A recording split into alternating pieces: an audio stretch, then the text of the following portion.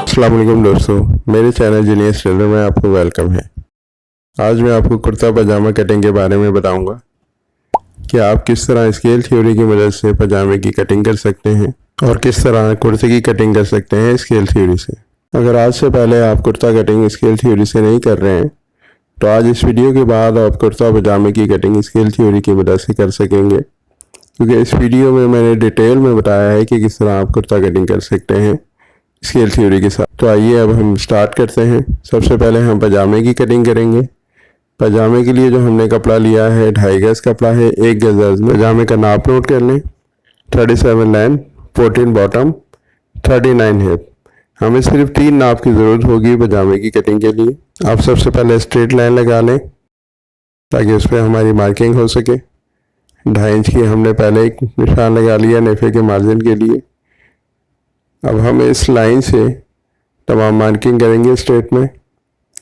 सबसे पहले हम आसन का निशान लगाएंगे जो कि हिप के तीसरे हिस्से पर होगा। हिप का साइज़ है 39, उसका तीसरा हिस्सा 13 बनता है। उसमें 2 इंच प्लस करके हम निशान लगाएंगे। अगर आप चाहते हैं कि आपका पजामा फिटिंग में हो तो आप उसको 1 इंच पर भी निशान लगा सकते हैं, यानी तीसरे में 1 इंच प्लस करके। अब हम लेंथ का निशान लगाएंगे 37 पे और 3 इंच इसमें बॉटम का मार्जिन रखेंगे।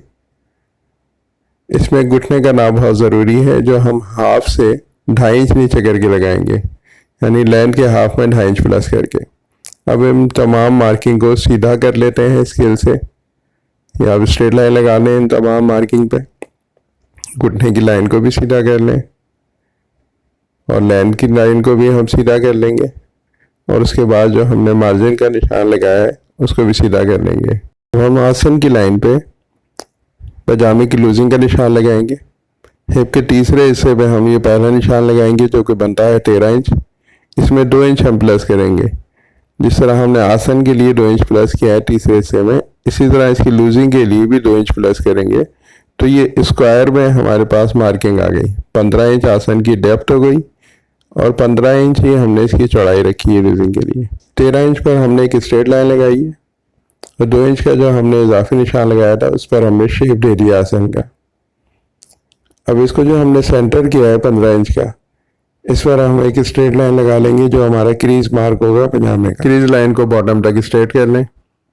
अब हम बॉटम की मार्किंग करेंगे। बॉटम 14 इंच है, उसके हाफ पे हम ये मार्किंग करेंगे 7 इंच पे। इसको हम डिवाइड करेंगे 3.5 इंच क्रीज के इस तरफ और 3.5 इंच क्रीज के दूसरी तरफ। आपने याद रखें कि हर चीज़ को बैलेंस करना है इस क्रीज के निशान पर। अब हम निशान लगाएंगे शेप का। हमने इंची टेप से एक सीधा निशान लगा लिया। इस निशान से हमने जो शेप देना है वो 1.25 इंच अंदर करके देना है। अब इसकी मार्किंग कर लें 1.25 इंच की दोनों तरफ इस निशान से जो हमने स्ट्रेट लिया है इंची टेप से। अब शेप पट्टी से इस निशान की मदद से हमने शेप देना है। आप शेप पट्टी को समझें कि किस तरह हमने शेप देने के लिए यूज़ करना है। अभी देख सकते हैं कि जो अंदर से हम शेप दे रहे हैं ये ज़्यादा शेप की लिए होता है, और जो दूसरी साइड से शेप दिया है उसमें थोड़ा कम शेप होता है। आप देख लें कि पजामे का शेप आ गया है। ये एक नैरो बॉटम पजामा है जो लूज भी होगा और बॉटम से नैरो भी होगा, यानी हिप के पास से हमने इसको लूज रखा है और बॉटम नैरो हो गए। अब हम इसकी कटिंग कर लेते हैं, फिर मैं बताऊंगा कि इसकी बैक किस तरह कटिंग होगी। आप पजामे में पॉकेट लगाना चाहते हैं तो पॉकेट का निशान लगा लें।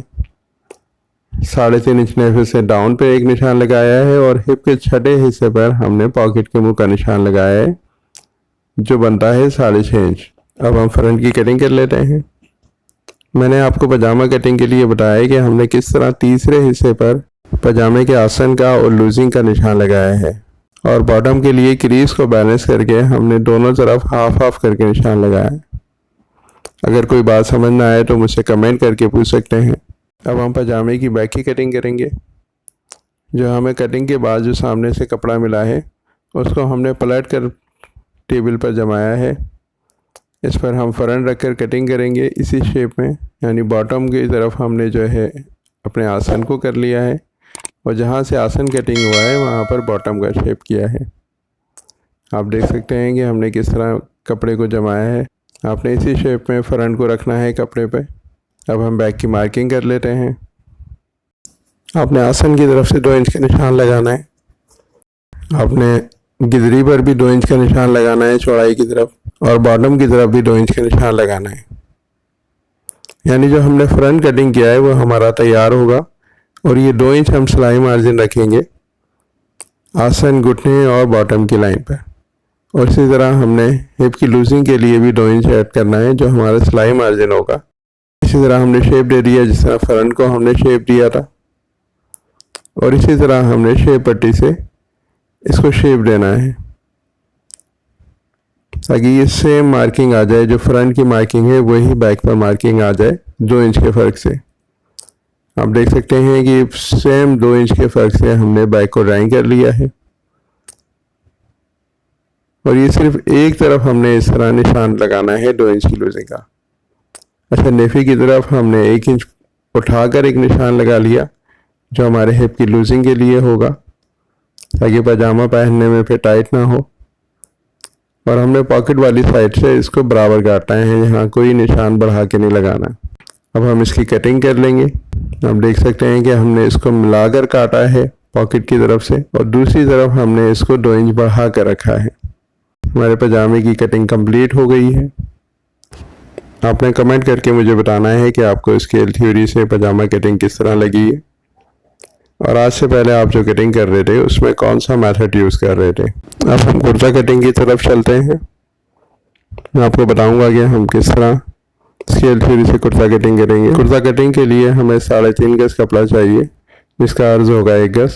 आप सबसे पहले इसका नाप नोट कर लें। 1042, shoulder 18, sleeve 22.5, chest 38, waist 37, hip 39, collar 16.5। हम जो कुर्ते की लूजिंग रखेंगे सीने से रखेंगे 22 इंच, कमर से 21.5 इंच और हिप से 22.5 इंच। हमने 3 इंच की लूजिंग के हिसाब से इसकी फिटिंग रखनी है। कपड़े को हिप की लूजिंग के हिसाब से बिछाया है। 1 इंच बढ़ाकर हमने इसको बिछा लिया है। 11.25 लूजिंग बनती है, उसमें 1 इंच बढ़ा के हमने इसको बिछाया है।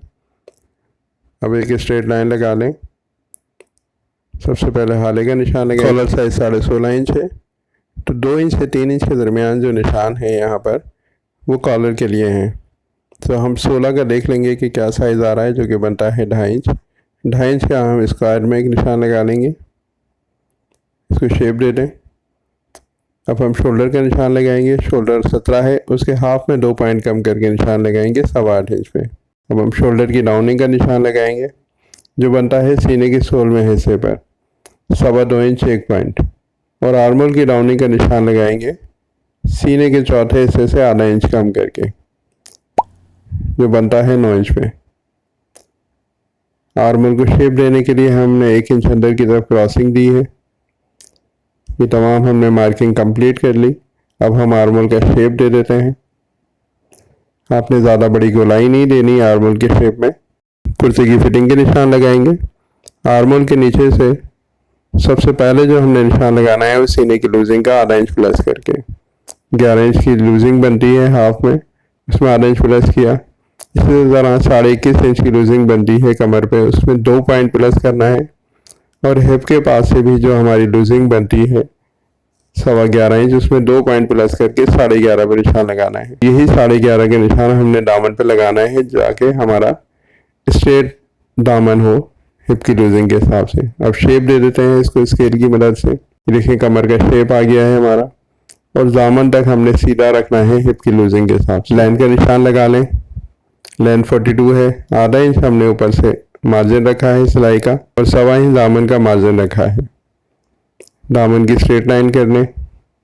साइड से आप थोड़ा क्रॉस कर लें इसको ताकि आपके चाक लटके नहीं। अब हम इसके पॉकेट के निशान लगाएंगे। आर्मोल से 5 इंच नीचे पहला निशान लगाएंगे। पेट का मुंह सीने के छठे हिस्से पे 6.5 से 7 इंच पर आप निशान लगा सकते हैं, और 3.5 इंच नीचे हमने चौक के लिए निशान लगाया है। बाकी जो बचेगा वह हम चौक के लिए छोड़ देंगे। कुर्ते की ड्राइंग कंप्लीट हो गई है। अब हम इसकी कटिंग कर लेंगे। आपने देखा कि हमने सीने के चौथे हिस्से पर आर्मोल की डाउनिंग दी है और 16वें हिस्से पर शोल्डर की क्रॉसिंग दी है। आपने कमेंट में बताना है कि आपको स्केल थ्योरी से कुर्ता कटिंग कैसी लगी, या आप किस मेथड से पहले कुर्ता कटिंग कर रहे थे। अब हम कुर्ते की बैक की कटिंग करेंगे। हमने बैक की कटिंग के लिए कपड़े को बिछाना है जिस तरह हमने फ्रंट के लिए कपड़े को बिछाया था, दामन के हिसाब से एक स्ट्रेट लाइन से सीधा किया हमने बैक को, जहाँ से हमने मार्किंग करनी है शोल्डर की। 2 पॉइंट हमने क्रॉसिंग दी है। कुर्ते के फ्रंट को बैक की कटिंग के लिए बिछा लिया है। हमने बैक को फ्रंट से 1.5 इंच छोटा रखना है। जो हमने बैक पर लाइन लगाई है हम वहाँ से नाप सकते हैं कि 1.5 इंच छोटी हो बैक। अब हम बैक पर शोल्डर का निशान लगाएंगे। शोल्डर है 18 इंच, इसमें आधा इंच प्लस करके 9.5 पर हम ये निशान लगाएंगे। शोल्डर के मार्क को आप सीधा कर लें और आर्मल को शेप दे दें। कुर्ते की बैक की ड्राइंग कंप्लीट हो गई है। अब हम इसकी कटिंग कर लेते हैं। अब हमने कुर्ते के आर्मोल के हिसाब से कुर्ते की आस्तीन कटिंग करनी है और मैं आपको बताऊंगा कि हम किस तरह स्केल थ्योरी से आस्तीन की कटिंग करेंगे। अगर आपने अब तक मेरे चैनल को सब्सक्राइब नहीं किया है तो आप मेरे चैनल को सब्सक्राइब कर लें, क्योंकि आपको बनना है जीनियस टेलर। पॉकेट के मार्क पे कट लगा लें। आप सबसे पहले फ्रंट को नाप लें। हम फ्रंट के आर्मोल को नाप लेंगे। ये बनता है 9.25। इसमें हम प्लस करेंगे बैक के आर्मोल को। ये बनता है 19.5 इंच। इसमें 2.5 इंच प्लस करेंगे तो हमें 22 इंच का साइज़ मिल रहा है। इस पर हम आस्तीन की कटिंग करेंगे। आप दूसरे तरीके में इस तरह भी कर सकते हैं कि फ्रंट के आर्मोल को नाप लें, जिसका साइज़ बन रहा था 9.25 इंच, उसमें 1.25 इंच प्लस करके आस्तीन की कटिंग कर सकते हैं। अब आप देखेंगे किस तरह हम स्केल थ्योरी से आस्तीन की कटिंग करेंगे, जो कि हमारे आर्मोल के हिसाब से होगी। हमने सीने के चौथाई पर आस्तीन के कपड़े को फोल्ड किया है, जो कि बनती है 9.5 इंच। आधा इंच बढ़ाकर फोल्ड कर लें, 10 इंच पे कर लें। उसके बाद हमने एक स्ट्रेट लाइन लगा ली है। इस स्ट्रेट लाइन के हिसाब से हमने सीने के 12वें हिस्से पर 3.25 इंच पे इसकी डाउनिंग देनी है। उस डाउनिंग पे सीधे एक लाइन लगा लें। सीने के 12वें हिस्से को ही हमने यूज़ करना है आस्तीन की कटिंग में। आस्तीन की शेप के लिए भी हमने 3.25 इंच पे निशान लगाया है, और जो हमने डाउनिंग की एक लाइन लगाई थी उस पर भी 3.25 इंच पर एक निशान लगाया है। अब आप देखेंगे हम किस तरह शेप दे रहे हैं। आप चेक कर सकते हैं कि 22 इंच जो है हमारी क्रॉसिंग आ रही है आस्तीन की, जो हमने आर्मल को साइज़ किया था। अब हम एक डाउनिंग की तरफ एक और 1 इंच की क्रॉसिंग देंगे। 1 इंच का शेप होगा आस्तीन का।